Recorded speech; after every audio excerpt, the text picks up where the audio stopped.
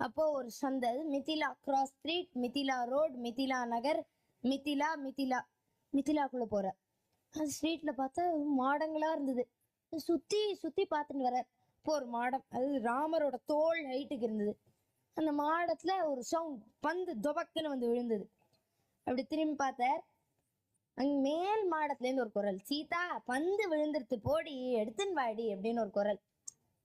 அப்ப சீத்தை குடு குடு குடுன்னு அந்த கொலுசை கட்டின்னு ஜல் ஜல் இறங்கி வந்தா. அந்த சீதா குனியரா, பந்த எடுக்கிறா, எடுக்கும்போது நிமிர்றா. ராமர் அவளை பார்த்துட்டு இருக்க, இவ கண்ணு அவரை பாக்குறது, அவ கண்ணு இவரை பாக்குறது, ஐ கான்டாக்ட்.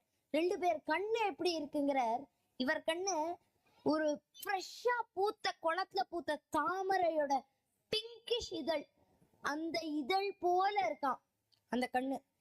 தாயாரோட கண்ணு எப்படி இருக்கு அப்படின்னு எடுக்கிறார்.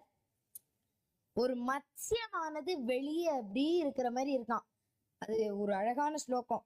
தார்த்தராஷ்டிரம் கர்ணேஷு, கண்ணு காது வரைக்கும் நின்று இருக்கான். ஆனா அது மகாபாரதத்தோட ரிலேட் பண்றாரு. தார்த்தராஷ்டிரன்ங்கிறது துரியோதனன், கர்ணன்ங்கிறது கர்ணன். அவ நட்பு மாதிரி இருக்கே தாயாரோட கண்ணு. ஆனா உள்ள போய் பார்த்தாதான் தெரியுது, அது கிருஷ்ணம் ச பாண்டவக, கிருஷ்ணனும் பாண்டவனும் சிநேகிதம் கொண்டு இருக்கிற மாதிரி இருக்கு. வெள்ளையும் கருப்பும் அப்படி இருக்கான். அது தாயாரோட கண்.